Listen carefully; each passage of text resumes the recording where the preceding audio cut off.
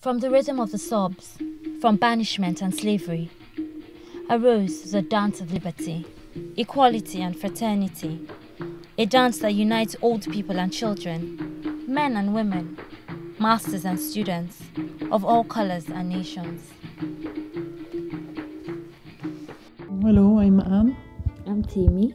I decided to do a documentary on the Capoeira, which is Brazilian martial arts. It's something that involves a lot of movement, so there are a lot of vivid pictures, and I know it to make a very interesting documentary.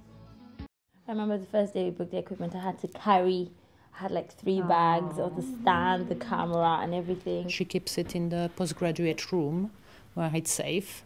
Then I had to wait for a couple of hours for Anne to pick me up.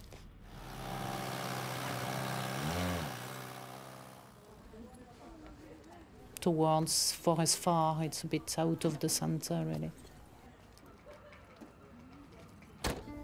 Putting up the tripod, I had to call for assistance. Trying to get the bubble in the middle. I and Anne were battling with it. Then someone else had to join us to help us fix it. There are so many settings and things you have to look at before you actually film. Ask someone a question most times, if you ask the second time, there's a different answer. So we try to ask as many times as is comfortable for the interview to get the answer that is best suited. Yeah, cool. The first time we went to film, there was a child that was running all around, which was very annoying. Editing is not as easy as it looks. It's really very time consuming. When you sit down to edit, you have to go through the whole tape.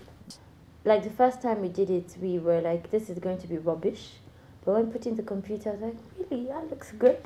Sometimes you don't get what you think you got. Sequence is definitely very important because you need to make it more interesting by getting different shots. So if you get a shot high, you should get one low, and one from a different angle and put it all together. That's what sequencing is. That's what makes the documentary look professional and quite interesting. This project has made us as a class, as a team closer.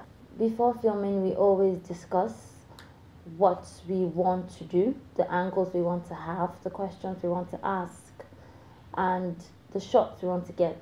We always have to discuss and put heads together because we do not think alike. So it's kind of putting both of them together to work towards the goal, because the goal is getting a good documentary. We have really progressed.